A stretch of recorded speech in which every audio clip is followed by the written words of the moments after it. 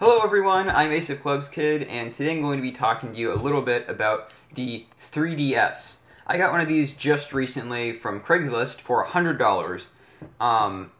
And yeah, so I've been playing around with it a lot.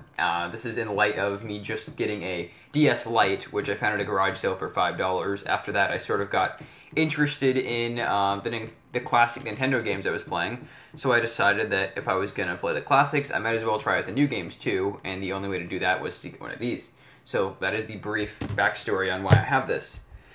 Today I'm going to be talking about why I think you might want to buy a 3DS, some of the great things about it that I love, and yeah, some of the things that are overlooked. I think, on the whole, there is sort of a lot of hate going on for this device. A lot of people dislike it. They think it's gimmicky, they think it's stupid, there's not a lot to do with it, but I'm going to be talking about that and saying what my thoughts are on that, and why you might want to get this, essentially.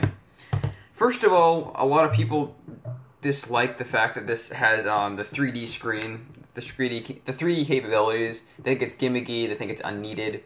First of all, see the little switch there?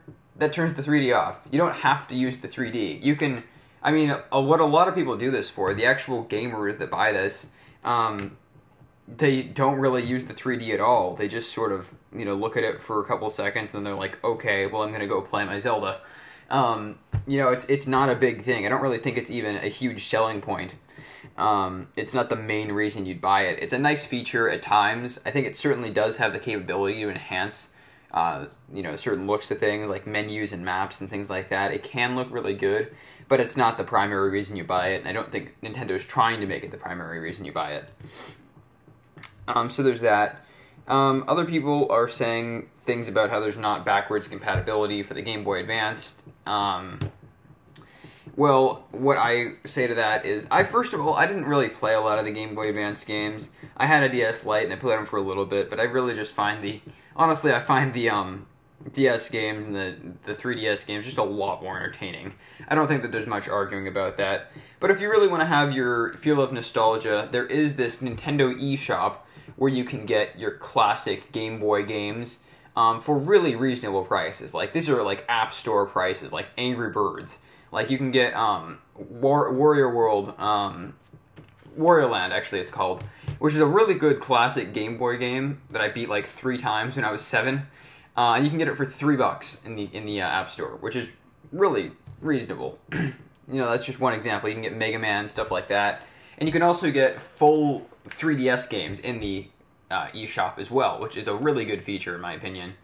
Another great thing that I like is that they put a wireless on and off just slider. So the wireless is on right now, and if I just slide that, wireless is now off, and I've saved myself some battery life. Didn't have to go into any weird menu. That didn't even have to have the device open to do that, which is really cool. Another thing, I think that in some respects, this can replace an iPod Touch. Now, take that with a grain of salt. I'm not saying that if you own an iPod Touch, then you should throw it away and get yourself a 3DS. But I'm saying that for some things that you might use for an iPod Touch for, you might want to look into the 3DS. If you do a lot of gaming on your iPod Touch, you buy a lot of App Store games, things like that, and go on the internet, stuff like that. That's mainly your use for it. You don't really listen to a lot of music or do anything else. Then you might want to look into this, because this has your Netflix, so you can watch your movies and stuff like that. Really TV shows, not really full-length movies that you're going to want to watch on this, that you could. But if you're buying a lot of little games, you might just want to invest in, a couple of bigger full-length games, or even just the classic, like I said, the nostalgic Game Boy games, which are like the same price. This isn't going to be a whole lot more expensive than an iPod Touch. Even in some cases, it's cheaper, depending on which model you buy. You can get the 3DS XL, which retails for about $200 right now. And you can get it used for maybe $150. If you get the regular DS used, then you can pay about $100, and that'll be a lot cheaper than an iPod. Well, I guess depending on what version. But anyways, point is that this can be just a really good use of money for some people. You also do have your internet browser, so you can do a little bit of browsing. I will admit that it's not the best browser out there. It's pretty much, if you've played around with the Wii, it's the same browser, essentially. It's just translated into a mobile device. The keyboard's not the best. It's meant to be used with a stylus, but it's certainly usable. And, you know, I don't really think that a whole bunch of people are going to be just, you know, crouching over looking up everything on their 3DS. Anyways, so, with that said, those are a couple of different features. One last little thing that I will say is, as a size comparison, I'm going to compare the screen of an iPod Touch. This is all of the 1 through the 4, the screen size, of course, because the new version changed the screen size. But I'm just going to compare the size and I guess the quality in some respects, if I can do that. So I'm going to pull up a picture. Let's see, which should I open? I'll open this. Just a random game. And we'll compare. As you can see, hopefully you can see, if I can line this up right, the screens really aren't that different in size. They're pretty dang similar. If I put this sideways, you can see that the iPod Touch is very slightly, hold on, it's very slightly wider, but it's really not a big noticeable difference. This is really just about the same size. I mean, it's very, very slightly larger.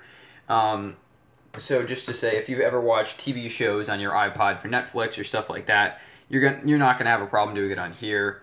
Not to mention, you do also have the 3D, of course, which is a little thing to have, which will enhance certain, you know, watching videos and stuff like that. It will enhance certain things like that.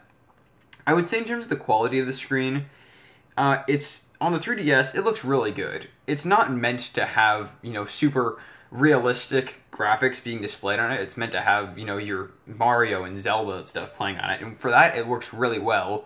For actual YouTube videos, it's not the best. I would say the iPod does win just a little bit by that, but it's not a huge difference. I wouldn't say that that's a reason not to buy it because of the screen. So that's about it. I've made this a fairly short video in terms of the videos that I make. So that's about it. That's my last words on the 3DS for now. I think that it's certainly worth looking at.